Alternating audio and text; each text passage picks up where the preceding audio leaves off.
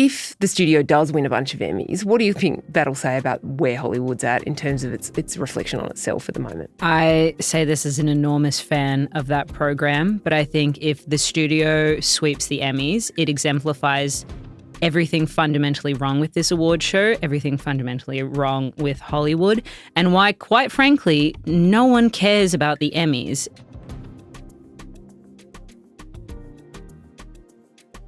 The 77th Emmy Awards are on Monday, and Bianca Farmakis is joining me from the Australian. Bianca, Severance is up for so many Emmy Awards. Surely they've got enough by now.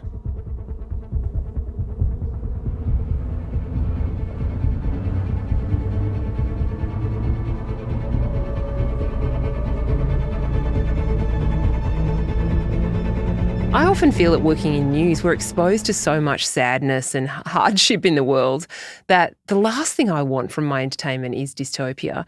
But what are the kind of TV values of Severance that has got at these nominations, do you think?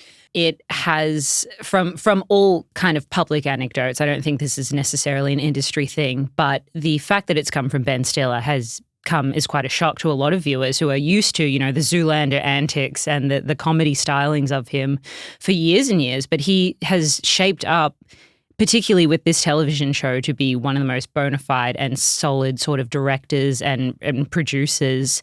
I mean, as much as it repulses me to watch anything that reminds me of work, with the exception of Succession, I do think there is that kind of interesting allure people find from these sorts of programs where it's like there is that element of the familiarity with the extension of the absolutely insane. So you can take it to your colleagues the next day and be like, if things are so bad here, but can you imagine if they were like that? So it's sexy in that way because it is immediately a talking point, which is why TV as a whole is kind of usurped films. I mean, that's a whole nother conversation, but it gives that sort of gravitas to whatever you're viewing at home that night, especially when you spend the majority of your life at work. I mean, you've got to talk about something. I'm putting Slough House in lockdown. Go in, weapons drawn.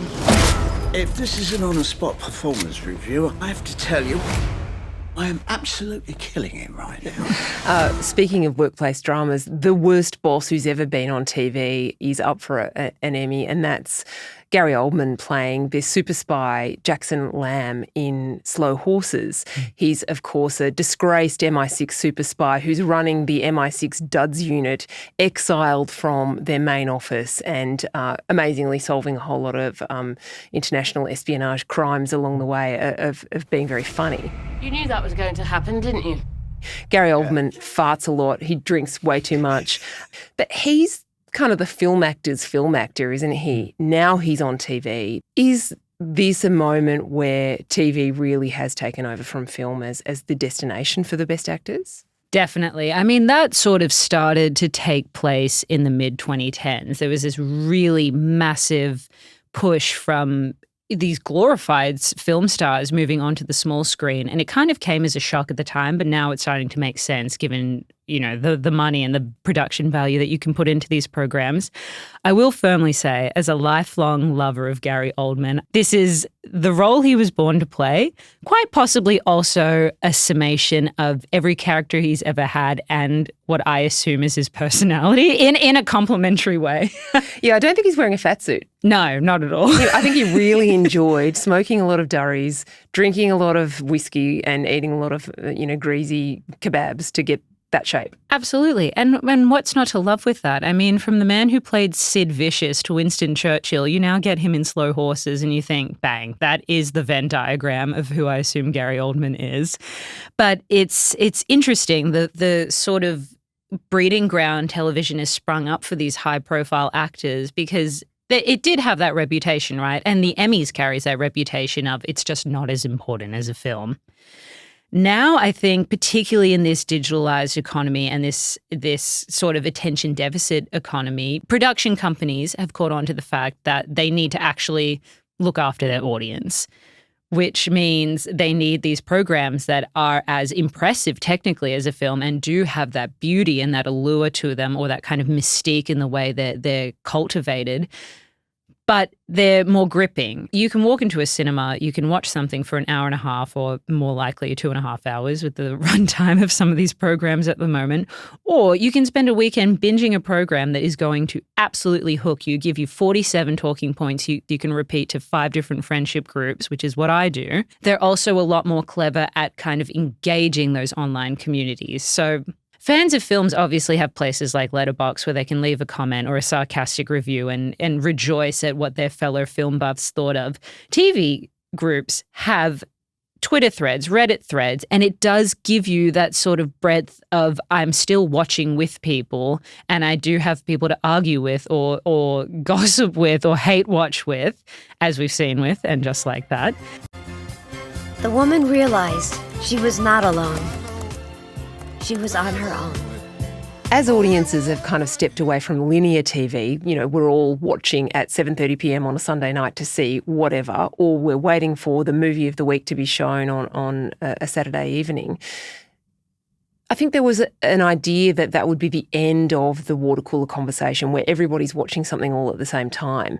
It feels to me like the streamers have reclaimed that moment though, haven't they? That in their strategy of releasing these big TV shows.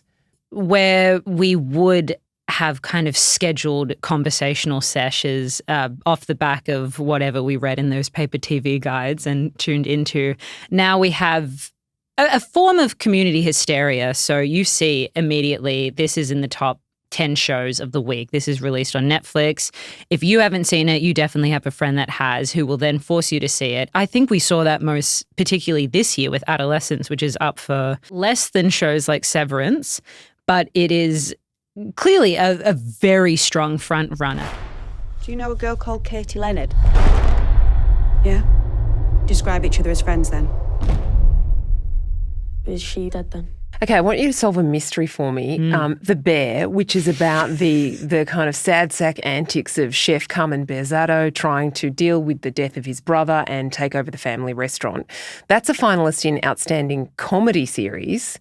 The White Lotus, which in this season was about a disgusting, southern family showing up in Thailand and just being entitled and horrible, which was hilarious, is Outstanding Drama as a finalist. What's going on?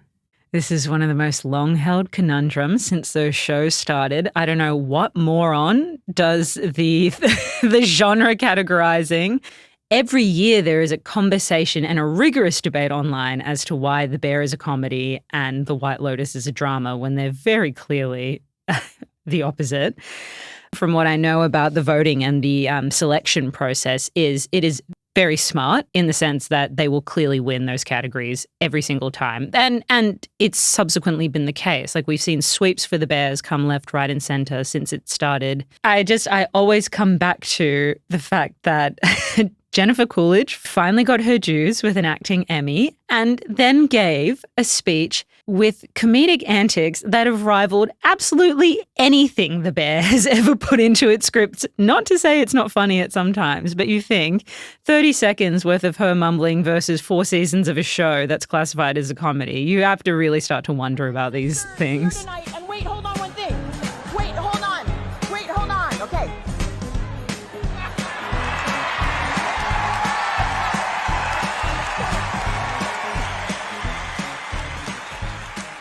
Someone who'll genuinely feel ripped off if he doesn't win a bunch of Emmys is Seth Rogen. His show, The Studio, I think presented itself as a parody of Hollywood, but was really an homage to Hollywood as he wants it to be. It's very self-referential, lots of inside jokes and gags about producers and directors and people making fun of themselves. It's up for a bunch of awards, including for the cameo stars who played themselves, like Martin Scorsese.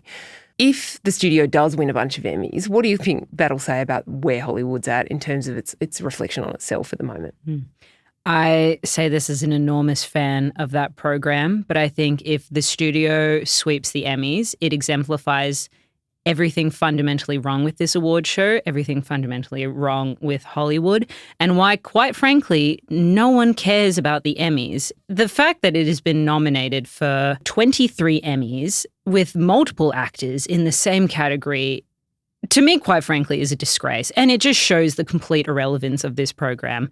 So when I was looking at the numbers of who's ranking with what, the first thing that immediately sprung to mind is, what is this? Hollywood's participation award. Like everyone was in a program that everyone liked, and it's a popularity contest of people with immense talent, but no real sense of competition or what their viewers are watching. My gripe with the studio being nominated for so many things is that to me doesn't really reflect that these people were the best performer in those categories. I mean, Martin Scorsese coming back to do a cameo, he was fantastic in it, but it does not quantify an award nomination. And quite frankly, I think he would agree with me on this, he doesn't need any more. He really doesn't.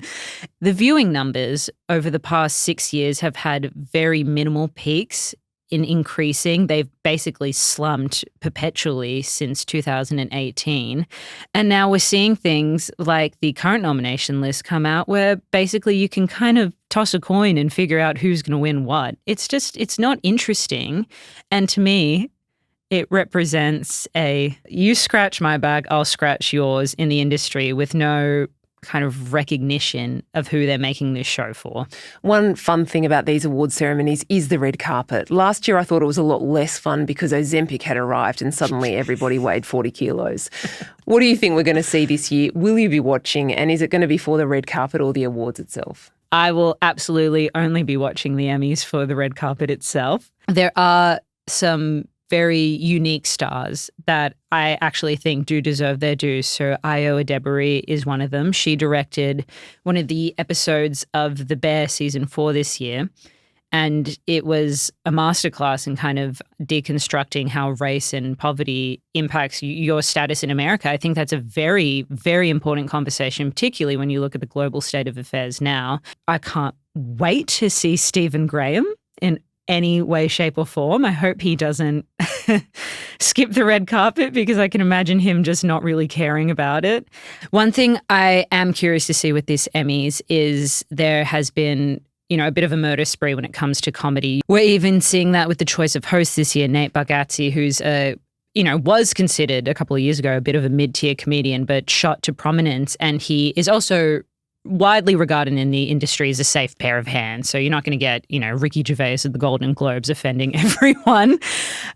But SNL is up for a few awards, and it's almost touching in a sense that they are in their 50th anniversary, and with all the hype around that, because we're seeing kind of this excommunication of comedy in the world, possibly when we need it the most.